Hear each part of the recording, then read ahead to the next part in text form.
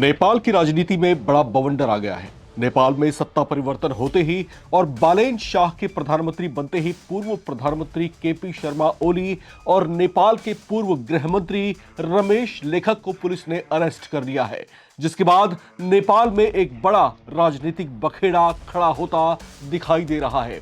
नेपाल कांग्रेस के सदस्य और समर्थक ऐसी कार्रवाई से भड़क उठे हैं और इसमें बालेन शाह की नीयत और देश विरोधी ताकतों का हाथ बता रहे हैं। तो इस समय की ये बड़ी खबर, केपी शर्मा ओली नेपाल के पूर्व प्रधानमंत्री, उनको अरेस्ट कर लिया गया है, जिसके बाद एक अस्थिरता, एक राजनीतिक द्वेष, एक अराजकता यहां पर उठती हुई फिर से दिखाई दे रही है। वो नेपाल जो जेनजी आंदोलन के बाद अब कुछ शांत होने लगा था, सत्ता परिवर्तन के बाद ऐसा लगा था कि हालात अब पूरी तरीके से सामान्य होंगे, राजनीतिक अस्थिरता का दौर अब खत्म हो जाएगा, लेकिन बालेन शाह के सत्ता संभालते ही एक बार फिर से वहां पर एक बड़ा राजनीतिक बखेड़ा खड़ा होता दिखाई दे रहा है। केपी शर्मा ओली के समर्थक इस बात से पूरी तरीके से भड़के हुए हैं और कहीं ना कहीं यह माना जा रहा है कि आने वाले कुछ दिनों में यह बखेड़ा और ज्यादा बड़ा हो सकता है। नेपाल में एक तरह का जो है अराजकता फैलती हुई देखी जा सकती है। अब यहां पर जो है दोनों पर कार्रवाई हुई क्यों, ये एक बड़ा प्रश्न है। दरअसल दोनों पर जो है सितंबर में हुए जेनजी प्रदर्शनों को दबाने से जुड़े आपराधिक लापरवाही के मामले में कार्रवाई की गई है। जब ये जेनजी आंदोलन भड़का था उस समय केपी शर्मा ओली देश के प्रधानमंत्री थे, रमेश लेखक उस समय देश के गृह मंत्री थे।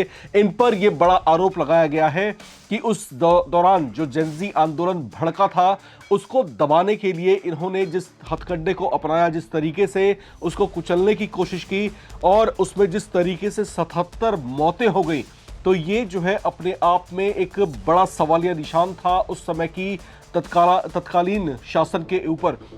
दूसरी महत्वपूर्ण बात ये जो एक बड़ा एलिगेशन इन पर लगाया गया है, वो एलिगेशन ये है कि आपराधिक तरीके से जो है इस मैटर को कुचलने की कोशिश की गई थी। यानी कहीं ना कहीं इस बात के संकेत देने की कोशिश की गई है कि इसमें कुछ ऐसा रहा होगा कि कुछ लोगों को जबरदस्ती पकड़ करके जेलों में ठूसा गया हो या उनके साथ कुछ ऐसा किया गया हो जो अभी तक रिवील होना बाकी है।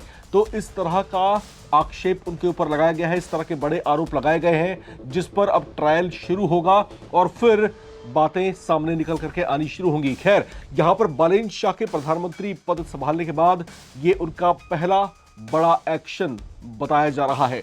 और बालेन शाह की जहां तक हम बात कर लेते हैं, बालेन शाह जो है वहां के जो यूथ है, नेपाल का जो यूथ है, उसका एक आइकन के तौर पर उभर करके सामने आए हैं, एक आइकॉनिक फिगर पहले से रहे हैं। लेकिन देश के प्रधानमंत्री पद तक उनका पहुंचना और फिर देश की जनता का एकजुट होना, उनको इस तरीके से इस पदवी तक पहुंचाने के लिए एकजुट होना कहीं ना कहीं इस बात के संकेत भी थे कि नेपाल की जनता एक नए तरह का शासन चाहती है, एक नए तरह का बदलाव चाहती है।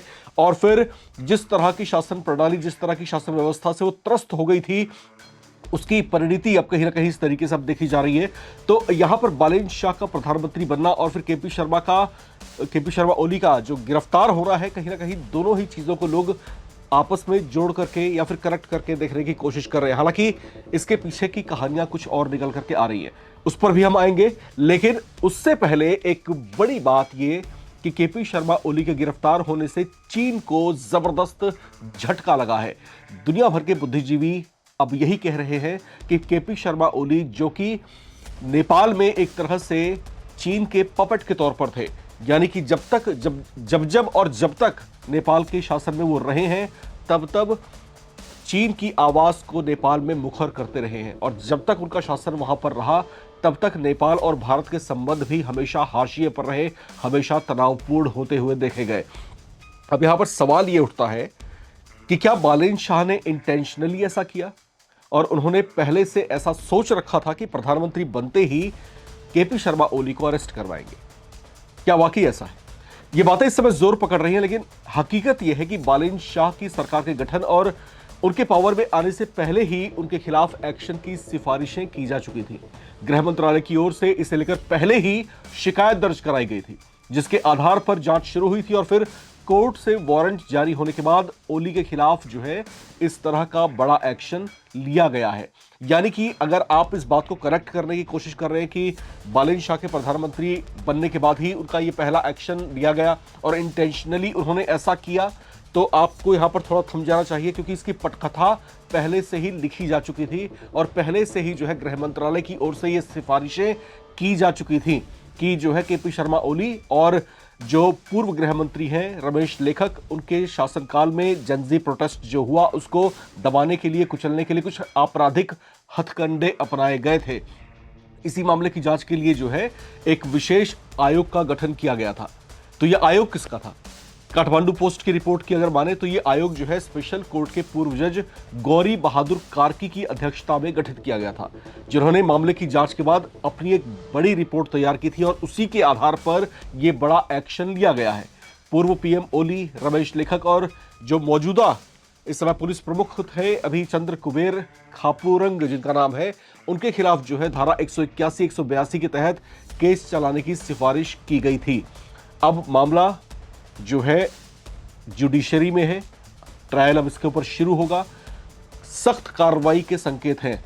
अगर ये जो आरोप इसमें लगाए गए हैं, इस रिपोर्ट में जिन बातों को हाईलाइट किया गया है, अगर वाकई वो सिद्ध हो जाते हैं तो इनके खिलाफ जो है एक बड़ी कार्रवाई देखने को मिल सकती है। इस धारा 182 और धारा 181 जो है नेपाल के दंड प्रावधान के अंदर, उसमें अगर हम दंडात्मक प्रावधानों की बात करते हैं तो इसमें अधिकतम जो सजा की अवधि है 10 साल की है। और रिपोर्ट में जो सिफारिश की गई है प्रमुखता से, उसमें यह कहा गया है कि इनके खिलाफ जो है अधिकतम और कठोरतम कार्रवाई की जाए।